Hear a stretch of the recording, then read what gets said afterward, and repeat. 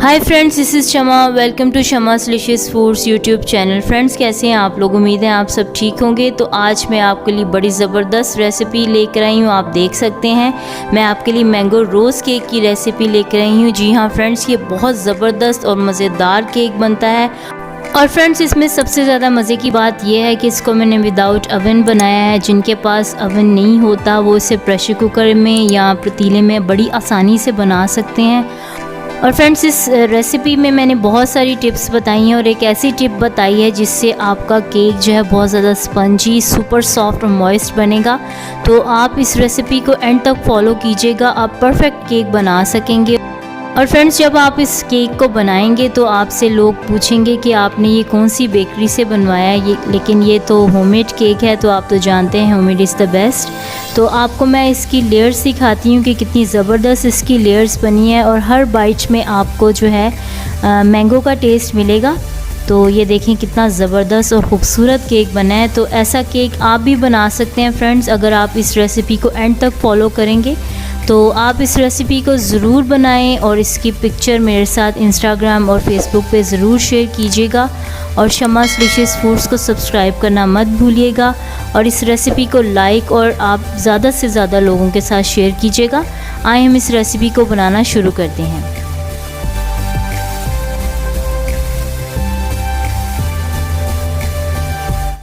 Friends, आप मेरी recipes को लाइक के बटन पर क्लिक करके लाइक ज़रूर कीजिए और मेरे चैनल को सब्सक्राइब ज़रूर करें और साथ ही बेल आइकन को ज़रूर प्रेस करें ताकि हर आने वाली नई रेसिपी का आपको सबसे पहले नोटिफिकेशन मिल सके। और अपने फ्रेंड और कलीग के साथ ज़्यादा से ज़्यादा शेयर करें। Thank you.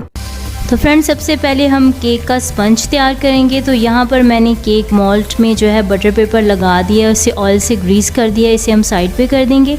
और यहाँ पर मैंने 3/4 कप जो है वो मैदा लिया और इसमें 1 टीस्पून हम बेकिंग पाउडर ऐड करेंगे और इसे अच्छी तरह से मिक्स करके इसे हम साइड पे रख देंगे ताकि ये थोड़ा स्टेबल हो जाए। और फ्रेंड्स, यहाँ पर मैंने 3 अंडे लिए हैं रूम टेम्परेचर पर। इसमें आप ठंडे अंडे बिल्कुल यूज़ ना कीजिएगा फ्रिज वाले, वरना केक ख़राब हो जाएगा। और इन अंडों में हम 1/2 कप चीनी ऐड करेंगे, जो रेगुलर चीनी हम यूज़ करते हैं। उसे अच्छी तरह से इस पर बीट कर लेंगे।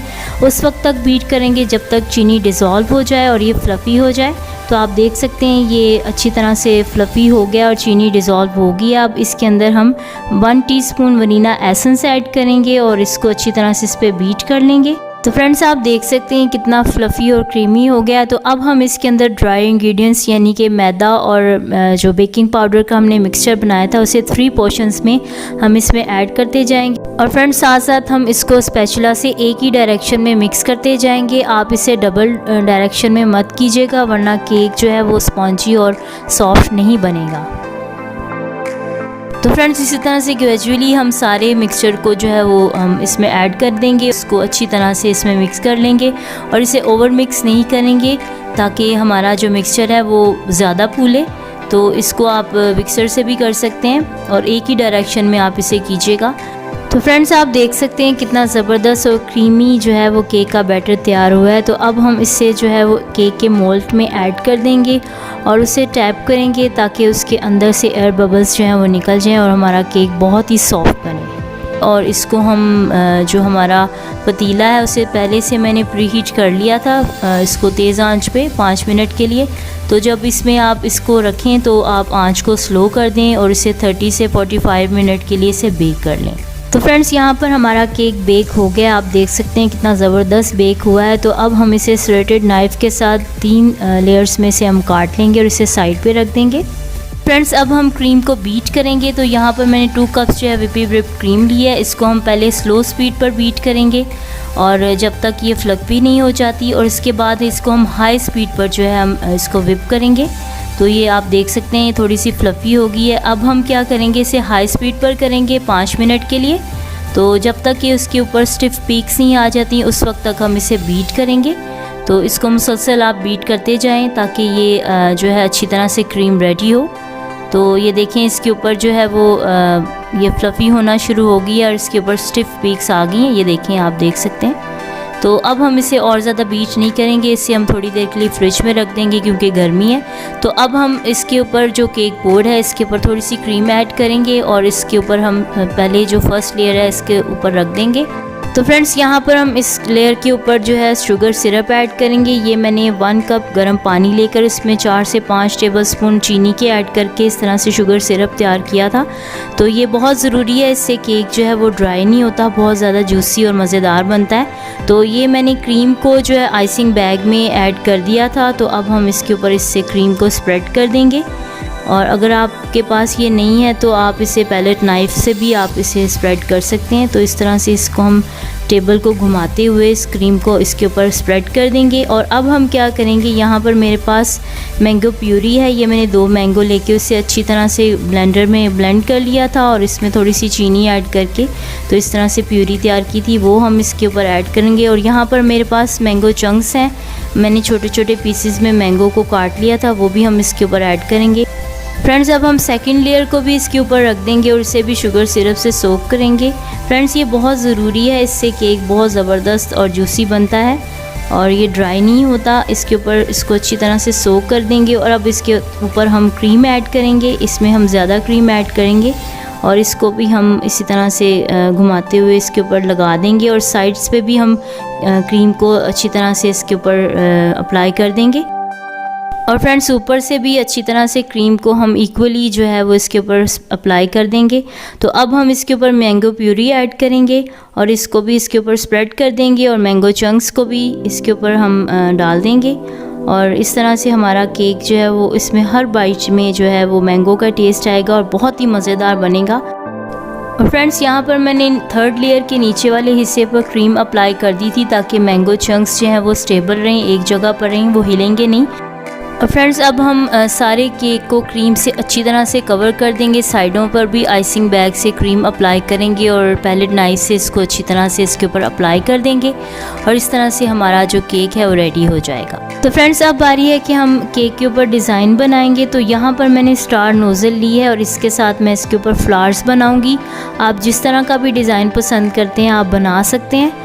तो इस तरह से इसके पूरे किनारों पर हम डिज़ाइन बना लेंगे। और फ्रेंड्स यहाँ पर मैं आपको एक टिप देता हूँ, जब आप आइसिंग बैग में क्रीम ऐड करें तो इसे 15 मिनट के लिए ज़रूर फ्रिज में रख दीजिएगा। इस तरह से क्रीम मेल्ट नहीं होगी और वो स्टेबल रहेगी और आपका केक का डिज़ाइन बहुत ही ज़बरदस्त और परफेक्ट बनेगा। अब फ्रेंड्स मैं इसके अंदर भी इसी तरह से फ्लावर्स बनाऊँगी और इसको इसी तरह से इसमें जो है हम बनाते जाएंगे। तो आप देख सकते हैं कितना ज़बरदस्त और ख़ूबसूरत केक लग रहा है। तो फ्रेंड्स यहाँ पर मैंगो के जो स्लाइसेस हैं वो मैंने काट के रख लिए थे। इसको हमने इस तरह से काटना है कि बिल्कुल पेटल्स की तरह इसे काटना है, बारीक बारीक आप इसे काटिए। और फ्रेंड्स उसको आप मोटा मोटा ना काटिएगा वरना वो टूट जाते हैं। तो सबसे पहले हम किनारों से शुरू करते हैं, जो हमने फ्लावर्स बनाए थे उसके साथ साथ हम इसको रखते जाएंगे और इस तरह से अंदर अंदर से हम इसे कवर करते जाएंगे और इस तरह से हमारा जो मैंगो रोज़ है वो केक के ऊपर बन जाएगा। तो ये देखें, इस तरह से मोड़ते हुए आप इस पे रखें। तो अब हम जो सेंटर में इसका जो हम स्लाइस है वो इस तरह रखेंगे, उसे इस तरह से रोल कर लेंगे और इसके ऊपर हम इसके ऊपर रख देंगे। तो हमारा जो मैंगो रोज़ है वो रेडी हो जाएगा। फ्रेंड्स यहाँ पर मेरे पास मैंगो चंक्स थे, उनको बारीक बारीक मैंने काट लिया था और अब हम इसको इसके केक के जो साइड्स हैं उन पे हम इस तरह से लगा देंगे। इस तरह से हमारा केक और भी ज़्यादा खूबसूरत और मज़ेदार लगेगा। और अब स्टार नोज़ल से इसके बॉटम में हम इस तरह से डिज़ाइन बना लेंगे। तो फ्रेंड्स हमारा केक जो है वो बिल्कुल रेडी है। इसको हम 4 से 6 घंटे के लिए फ्रिज में रख देंगे ताकि हमारा केक जो है वो स्टेबल हो जाए।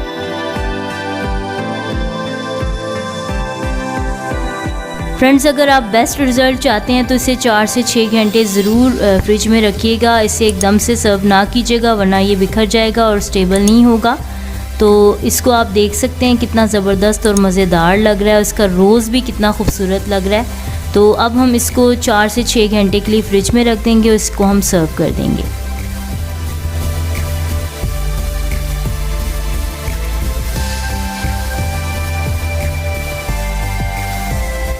फ्रेंड्स यहाँ पर 4 से 6 घंटे हो गए हैं, इसको मैंने फ्रिज से निकाल लिया है। तो अब ये बिल्कुल रेडी है, ये स्टेबल हो गया है। तो आप देख सकते हैं कितना ज़बरदस्त और मज़ेदार लग रहा है और मुझसे तो रहा नहीं जा रहा। तो मैं इसको आपको काट के दिखाती हूँ कि कैसा ज़बरदस्त बना है और इसकी लेयर्स कितनी खूबसूरत बनी है। तो ये देखें, इसको मैं शार्प नाइफ से काट रही हूँ और अब हम इसकी लेयर्स देखेंगे।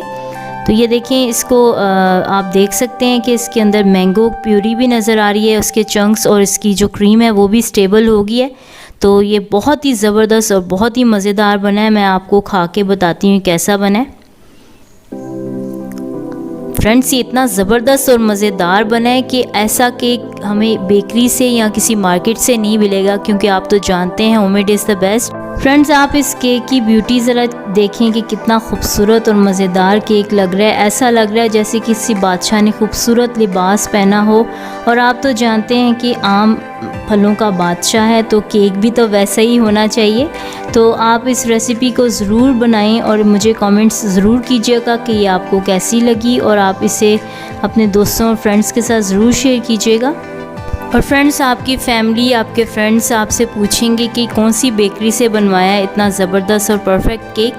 तो आप इसको मेरे स्टाइल से जैसे मैंने बनाया ज़रूर ट्राई करें फ्रेंड्स, आप बहुत इंजॉय करेंगे और आप इसे बार बार बनाएंगे, क्योंकि ये केक इतना ज़बरदस्त और मज़ेदार है। तो आप इस रेसिपी को बनाएं और मेरे साथ इसकी पिक्चर फेसबुक और इंस्टाग्राम में ज़रूर शेयर कीजिएगा। मुझे बहुत खुशी होगी जब आप शेयर करेंगे। फ्रेंड्स, आप इस केक को बर्थडेज़ पर और अपनी पार्टीज़ पर ज़रूर बनाएं, आप बहुत इंजॉय करेंगे। और शमास डिशेस फूड्स को सब्सक्राइब करना मत भूलिएगा, क्योंकि आने वाली मेरी जो रेसिपीज़ हैं वो और भी ज़्यादा मज़ेदार और एक्साइटिंग है। तो आप इस रेसिपी को बनाएं और मुझे ज़रूर अपनी दुआ में याद रखें। Thank you for watching. Bye bye.